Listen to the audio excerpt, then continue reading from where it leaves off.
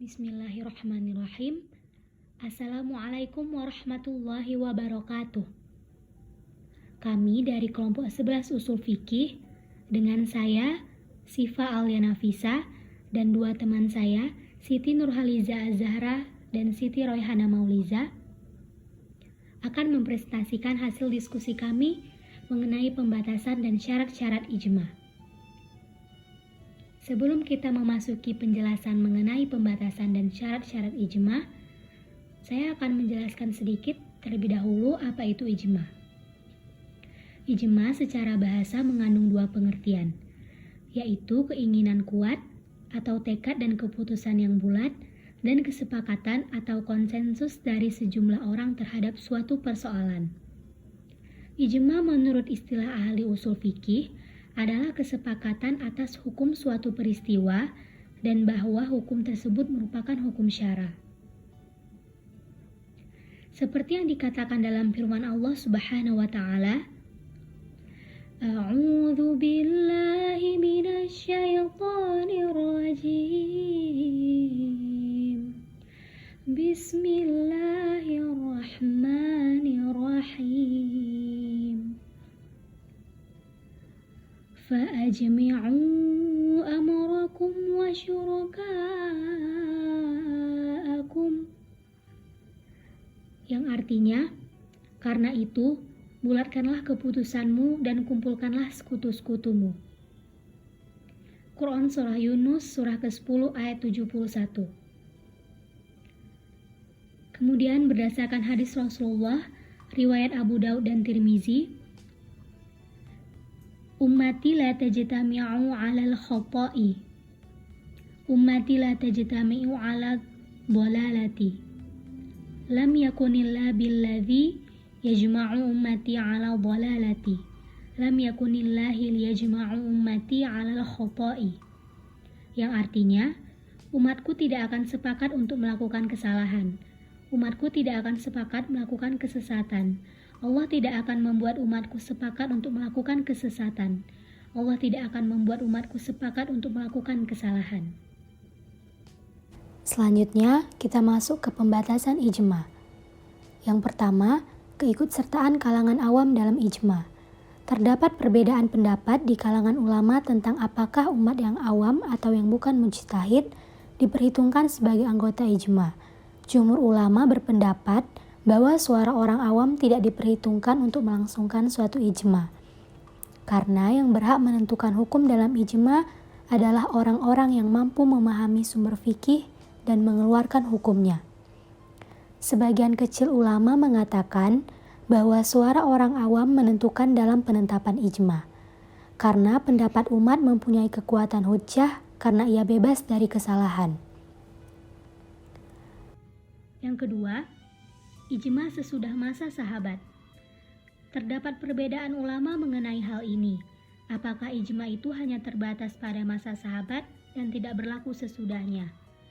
Kebanyakan ulama yang menyatakan bahwa ijma itu mempunyai kekuatan hujjah berpendapat bahwa ijma tidak hanya berlaku pada masa sahabat saja, tetapi pada setiap masa ijma itu mempunyai kekuatan hujjah bila memenuhi ketentuannya. Alasan yang dikemukakan mereka adalah dalil-dalil yang menunjukkan kehujahan ijma tidak keluar dari Al-Quran, Sunnah, dan logika. Setiap dalil itu tidak memisahkan antara penduduk satu dengan pada masa penduduk lainnya. Dalil itu pun menjangkau para ahli pada setiap masa, sebagaimana menjangkau para ahli pada masa sahabat. Karena itu, ijma pada setiap masa mempunyai kekuatan hukum atau hujjah. Selanjutnya akan dilanjutkan oleh teman saya, Siti Royhana Mauliza. 3. Kesepakatan mayoritas.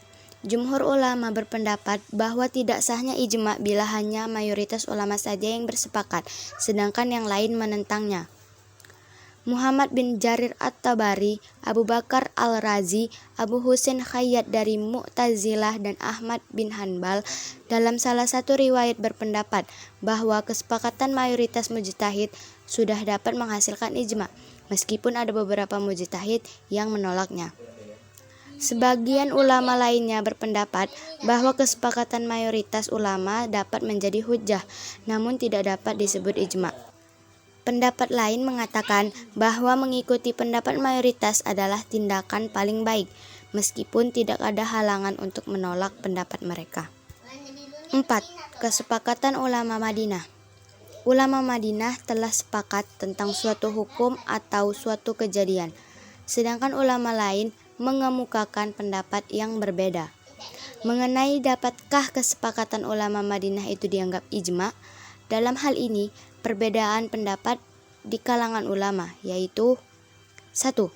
Jumhur ulama berpendapat bahwa kesepakatan ulama Madinah saja tidak merupakan kekuatan hujjah terhadap ulama lain yang tidak sependapat dengan itu, karena kesepakatan ulama Madinah itu bukan ijma. 2.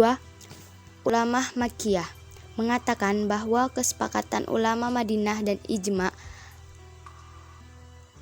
mempunyai kekuatan hujjah terhadap ulama lain yang menyalahinya. 5. Kesepakatan Ahlu al-Bait. Ahlu al-Bait dalam pandangan ulama Syiah adalah keturunan Nabi Muhammad melalui putrinya Fatimah dengan Ali bin Abi Thalib. Di kalangan ulama Syiah berlaku pendapat bahwa kesepakatan Ahlu al-Bait atas suatu hukum dianggap ijma yang mempunyai kekuatan hukum terhadap orang lain. 6. Kesepakatan Khulafaur Rasyidin. Imam Ahmad dalam satu periwayatan menyatakan bahwa kesepakatan mereka adalah ijma yang mengikat. Karenanya tidak boleh berpegang kepada pendapat yang lainnya. Dalam periwayatan lainnya, beliau menyatakan bahwa kesepakatan mereka bukan ijma, meskipun dapat dijadikan hujjah. Jumhur ulama berpendapat bahwa kesepakatan khalifah yang 4 itu bukan ijma dan tidak dapat dijadikan hujjah menurut apa adanya, karena mereka berpegang pada dalil umum bahwa yang terpelihara dari kesalahan dan dosa adalah kesepakatan menyeluruh, bukan kesepakatan terbatas. Syarat-syarat ijma.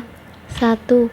Yang bersepakat adalah para mujtahid yang harus memiliki pengetahuan tentang Al-Quran, Sunnah, dan persoalan-persoalan yang telah menjadi objek ijma. 2. Yang bersepakat adalah seluruh mujtahid yang harus mengetahui tentang hukum-hukum suatu masalah. 3. Ijma dilakukan setelah wafatnya Rasulullah SAW. 4. Kesepakatan mereka harus berhubungan dengan syariat yang lain, baik dalam hal keyakinan, perkataan, atau perbuatan. Sekian dan terima kasih. Lebih dan kurang kami mohon maaf. Semoga videonya bermanfaat. Wassalamualaikum warahmatullahi wabarakatuh.